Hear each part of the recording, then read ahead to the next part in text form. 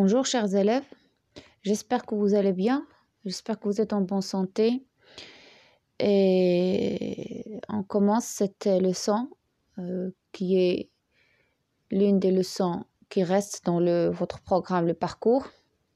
Il ne reste pas beaucoup de leçons à programmer bien sûr et je crois qu'après cette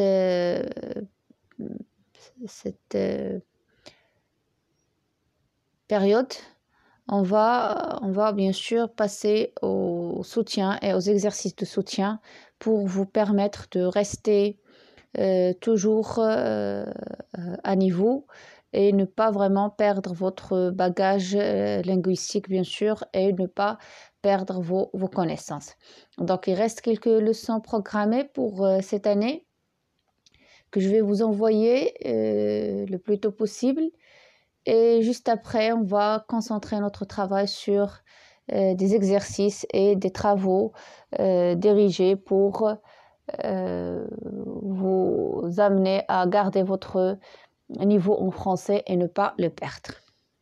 Alors, la leçon d'aujourd'hui, comme vous le voyez, c'est faire des hypothèses. Donc, bien sûr, on est toujours dans la compétence comprendre et produire une pièce de théâtre. Le projet, c'est produire et jouer une pièce théâtrale. Bien sûr, on n'a pas eu l'occasion de le faire cette année, mais une chose est sûre, Inch'Allah, si Dieu le permet, et si on se revoit au début de l'année, on va terminer ce projet. Donc, ce ne serait pas un projet qu'on va arrêter là, on va quand même le terminer. La séquence, c'est lire et produire et jouer les péripéties de la pièce théâtrale. Donc, bien sûr, c'est une leçon de langue et communication. C'est une activité de langue et de communication. Et le support se trouve sur votre manuel de parcours, page 143. Alors, le texte est le suivant, le support est le suivant. Voilà, faire des hypothèses. Je vais lire rapidement ce qui est écrit. 1. Le psychiatre. Si vous payez comptant, je vous reçois ce soir encore. Deuxième phrase, toujours le psychiatre. Si vous n'avez pas les moyens de lui payer un modèle réduit, je vous enverrai un chèque que vous me rembourserez à la fin du traitement. 3. Si Martin obéissait à ses parents, il serait heureux. 4. Si vous m'aviez acheté une Ferrari, vous n'auriez pas consulté le psychiatre. 5. Si Martin avait été sage, ses parents auraient passé une excellente soirée. Bien sûr, si vous l'avez remarqué, donc ce sont des phrases dans lesquelles, qu'est-ce qu'on fait? On fait des hypothèses. Donc, on dit que si cela s'est produit, donc on aura ça ou bien il y aura cette action. D'accord? Alors, on va passer directement aux questions. Alors, combien nous avons de phrases?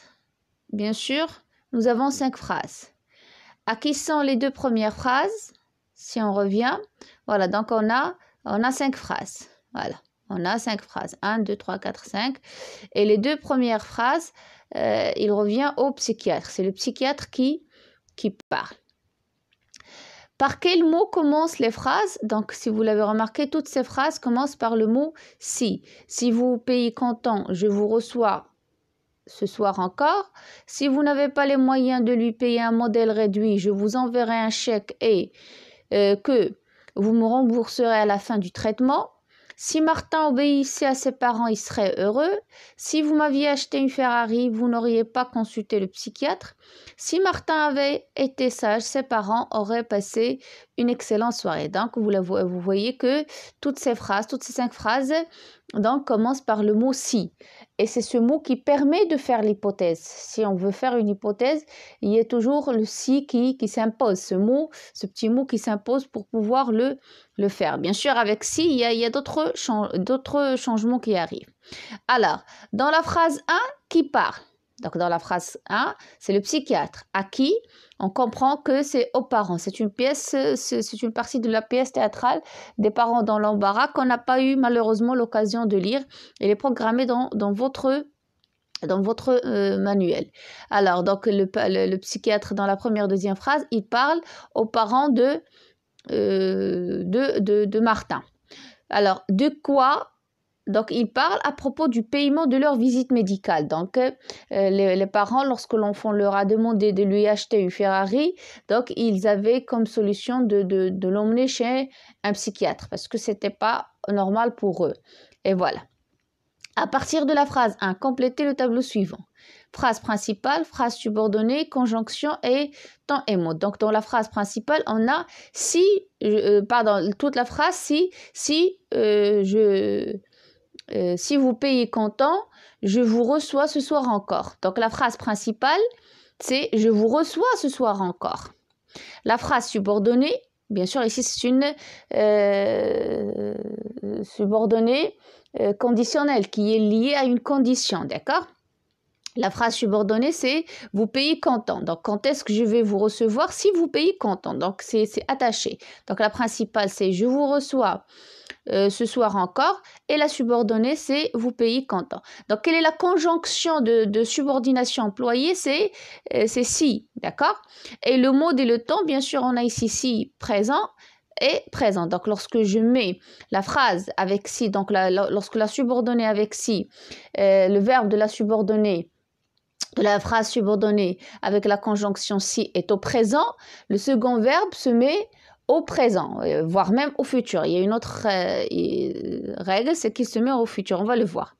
D'accord? Alors, relevez le temps et le mode dans chacune des phrases. D'accord? On va revenir aux phrases pour relever le temps et le mode. Alors, si vous n'avez pas le temps, ici, qu'est-ce qu'on a? De lui payer un modèle. Donc, ici, on a le présent. Je vous enverrai et un chèque que vous me rembourserez. Donc, on a avait, présent, et on a enverrai, rembourserez, c'est le futur. Ça, c'est dans la deuxième phrase. Dans la troisième phrase, on a l'imparfait. Si Martin obéissait, on a l'imparfait. Il serait. Donc, on a le conditionnel présent. Donc, dans la troisième phrase, on a imparfait plus conditionnel présent. Dans la quatrième phrase, si vous m'aviez acheté une Ferrari, vous n'auriez pas consulté le psychiatre. Donc ici, on a aviez acheté, c'est le plus que parfait. Auriez consulté, c'est le conditionnel passé. Donc, si Martin avait été sage, ses parents auraient passé une excellente soirée. Donc, avait été, c'est le plus que parfait. Aurait passé, c'est le passé du conditionnel. Voilà, donc ce sont les temps et les modes dans ces phrases, n'est-ce pas? Alors, et ça, c'est là où on va conclure la règle. Donc, dans la phrase 2, on a si plus présent plus futur. Donc, dans la phrase 1, il y avait si plus présent plus présent. Lorsque j'emploie la proposition subordonnée conditionnelle avec si, lorsque j'emploie la conjonction si le verbe qui accompagne la proposition, la phrase subordonnée est au présent, la principale, le verbe de la principale serait au présent. Ou bien, si plus présent plus futur. Donc, si on a la phrase subordonnée est au présent, subordonnée, bien sûr, on a la conjonction si. Donc, si on a si plus présent, donc dans la principale, on aurait le verbe au futur simple. Dans la phrase 3, si plus imparfait plus conditionnel. Dans la phrase 4, si plus que parfait plus conditionnel passé. Dans la phrase 5, si plus que parfait donc conditionnel. Donc c'est une règle que vous devez retenir d'une manière très très simple et ça ne pose pas de problème. Et je vous conseille de garder cette règle dans la tête parce que l'année prochaine, vous aurez cette subordonnée. Donc, c'est parmi les leçons programmées de l'année prochaine. Voilà pourquoi j'ai quand même voulu vous envoyer cette vidéo. Alors, précisez la valeur de l'action dans chacune des phrases. Alors, dans la phrase 1, on a la structure de la phrase, c'est si plus présent plus présent. Donc, quelle est la valeur de l'action? Donc, c'est-à-dire possible et réalisable, d'accord? Lorsqu'on met si plus le présent et l'autre verbe est au présent, donc on laisse comprendre que ici, donc la valeur c'est quoi? C'est réalisable, possible. Cette condition ou bien cette hypothèse est possible à réaliser. Alors, lorsqu'on a si plus présent plus futur, donc là c'est réalisable, c'est possible. Donc c'est très réalisable, on peut la faire sans problème. Alors, lorsqu'on a si plus imparfait plus conditionnel présent, la valeur de l'action, c'est irréalité liée au présent. Donc, c'est-à-dire, c'est pas vrai. La phrase exprimée par si plus l'imparfait et qui est avec le conditionnel présent, donc on comprend que ce qui se dit dans cette phrase ne peut pas être réel dans notre présent. Donc ce n'est pas réel, ce n'est pas possible. D'accord? Si plus l'imparfait, plus conditionnel, si plus que parfait, plus conditionnel passé, c'est la même chose. Et réalité liée au passé. L'autre est lié au présent et celle-ci est liée au passé. La même chose dans la phrase 5. Alors, je retiens pour exprimer l'hypothèse, on respecte la structure ci-dessous. Si plus présent, si plus présent, plus futur, si plus imparfait, plus conditionnel, si plus que parfait, plus conditionnel passé, si plus que parfait, plus conditionnel passé. Là, c'est la structure grammaticale qu'il faut respecter. D'accord? Et bien sûr, de la conjugaison des temps verbaux. Mais bien sûr, lorsqu'on exprime l'hypothèse, cela dépend de la valeur de l'action. Donc, je respecte aussi la valeur de l'action. Alors voilà, je vous invite bien sûr à faire les exercices dont je m'exerce. D'accord? Je complète les phrases suivantes pour exprimer une hypothèse en mettant le verbe entre parenthèses au mode et au temps qui convient. On peut le faire oralement si vous voulez. Alors, si tu as de l'argent, bien sûr, ici, on a si plus présent.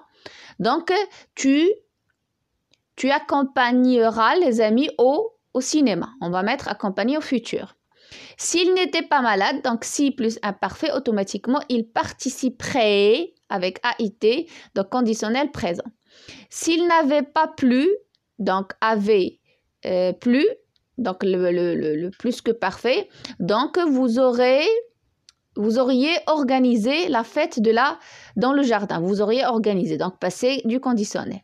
Si nous étions arrivés en retard, plus que parfait, donc nous n'aurions pas pu passer l'examen. Conditionnel passé.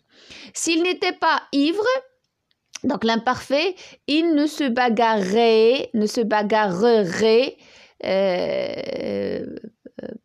pas avec son ami. Donc ici, c'est le conditionnel présent.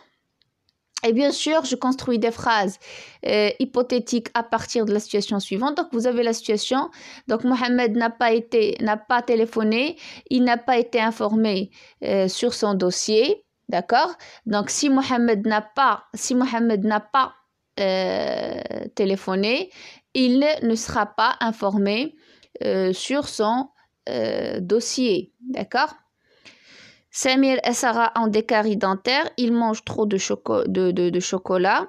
Alors, si Samir et Sarah ont des caries dentaires, oui, c'est ça. Donc, vous réfléchissez. Je vous laisse réfléchir. Moi aussi, je n'ai pas encore réfléchi. Donc, on réfléchit à la phrase. Qu'est-ce qu'on peut donner dans cette situation? Samir et Sarah ont des caries dentaires. Ils mangent trop de chocolat. Alors, qu'est-ce qu'on va dire? Voilà, si Samir et Sarah mangent trop de chocolat, ils auront des caries dentaires. Voilà, il faut inverser, c'est ça. Donc, si Samir et Sarah mangent trop de chocolat, ils auront, d'accord, des caries dentaires. J'ai trouvé ton sac, je te le remets. D'accord? Donc, si je trouve ton sac, je te le remettrai. Voilà. Donc, c'est tout pour cette leçon. Donc, merci pour votre attention et bon courage à toutes et à tous. Au revoir.